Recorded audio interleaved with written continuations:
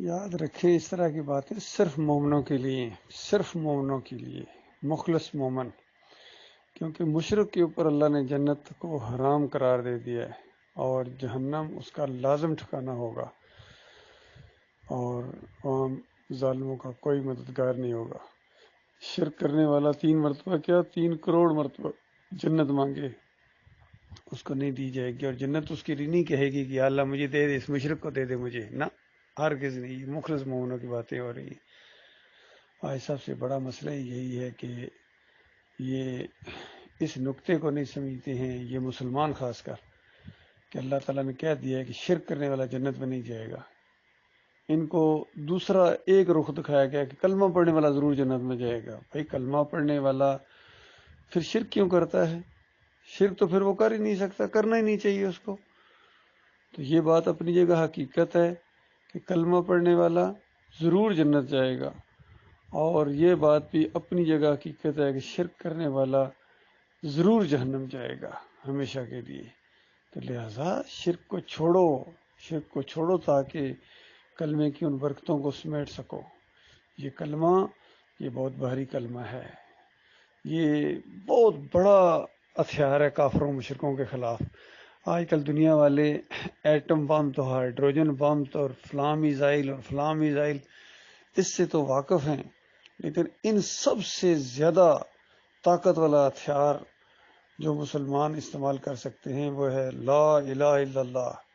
اور یہ جو آخری جنگیں جیتی جائیں گی، جب مسلمان آدھی دنیا کو فتح کر چکے ہوں گے اور اس کے بعد عیسیٰ ابن مریم کا نزول ہوگا، تو اس سے پہلے یہ قسطنطنیہ یہ صرف نعروں سے، نعرہ تکبیر سے یہ کافر مشرک ہتھیار ڈال دیں گے۔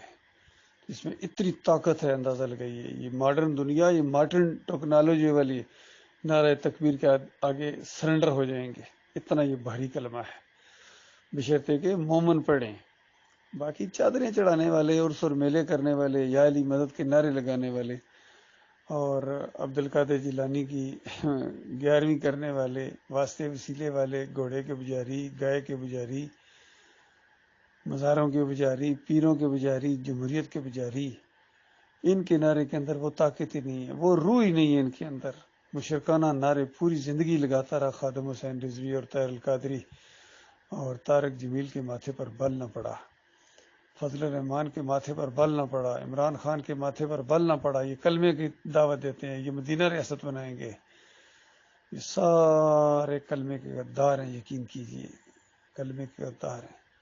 آج بھی جو کلمے کی دعوت لے کر اٹھے گا صحیح معنوں میں، وہ وہی دعوت ہوگی جو تمام انبیاء اسی کلمے کی دعوت دیتے رہے ہیں کہ یا ایھا الناس قولوا لا الہ الا اللہ تفلحوا، اے انسانوں کہو اللہ کے علاوہ کوئی معبود نہیں ہے، کوئی دستگیر نہیں ہے، کوئی داتا نہیں ہے، کوئی مشکل کشا نہیں ہے، کوئی حاجت روا نہیں ہے، غوث نہیں ہے، واسطہ وسیلہ نہیں ہے، رکوع اور سجدہ نہیں ہے، اللہ کے علاوہ کسی کو رکوع اور سجدہ نہیں ہے۔ یہ جو رکوع اور سجدے ثابت کرتے ہیں انبیاء کو، خاص کر کوئی نبی علیہ السلام کو سجدے ثابت کر رہا ہے، کوئی یوسف علیہ السلام کو سجدے ثابت کر رہا ہے، اور ظالموں یہ سب سے زیادہ ان سجدوں کے دشمن تھے۔ یہ بہت ہی جلیل القدر انبیاء گزرے ہیں۔ نبی علیہ السلام کا مرتبہ تو سب جانتے ہیں۔ ایک مرتبہ نبی علیہ السلام سے پوچھا گیا سب سے زیادہ عزت دار کون ہے، نبی علیہ السلام نے فرمایا یوسف علیہ السلام، اور وجہ بتائی ان کے باپ پیغمبر، ان کے دادا پیغمبر، ان کے پردادا پیغمبر۔ تو اس طرح کے مجاہدین اور اللہ کے راستے میں جہاد کرنے والے یہ انبیاء کا ایک سلسلہ ہے۔ تو بتاؤ وہ کبھی سجدہ کر سکتے ہیں کسی اور کو؟ اتنا دماغ نہیں تمہارا کام کر رہا؟ انبیاء کے اوپر الزام لگاتے ہو اپنے کفر و شرک کو چھپانے کے لیے۔ تم کیا سمجھتے وہ تمہاری طرح تھے؟ تم نے جب یہ ذہن بنا لیا کہ یہ سجدہ جائز ہے، پچھلی شریعتوں میں جائز ہوتا تھا، اچھا پچھلی شریعتوں میں کلمے کا مطلب اور تھا؟ یہ سارے فراڈیے ہیں، انہوں نے اللہ کے دین کو بڑا نقصان پہنچایا ہے۔ اللہ تعالیٰ غور و فکر کرنے کی توفیق عطا فرمائے۔ اس دعوت کو اسی طریقے سے اٹھائیں ہم جس طرح نبی علیہ السلام نے اٹھایا، صحابہ اکرام نے، کہ لا الہ الا اللہ تمہارے سارے مرضوں کا علاج ہے۔ یہ ہے صحیح معنوں میں کلمہ جو دلیر بناتا ہے، یہ ہے صحیح معنوں میں کلمہ جو آزاد اور حقیقی آزادی دلاتا ہے، اور یہ ہے وہ کلمہ جس کی وجہ سے کافروں اور مشرکوں کے اوپر رعب طاری ہوتا ہے، بشرطے کہ اس کی روح کے ساتھ اس کو پڑھا جائے، پھر شرک نہ کیا جائے۔ یہ کلمہ تو شرک کا دشمن کلمہ ہے، آج مسلمان یہ کلمہ بھی پڑھتے ہیں، ساتھ شرک بھی کرتے ہیں اور سمجھتے جنت جائیں گے۔ یہ بہت بڑا فراڈ ہوا ہے ان کے ساتھ۔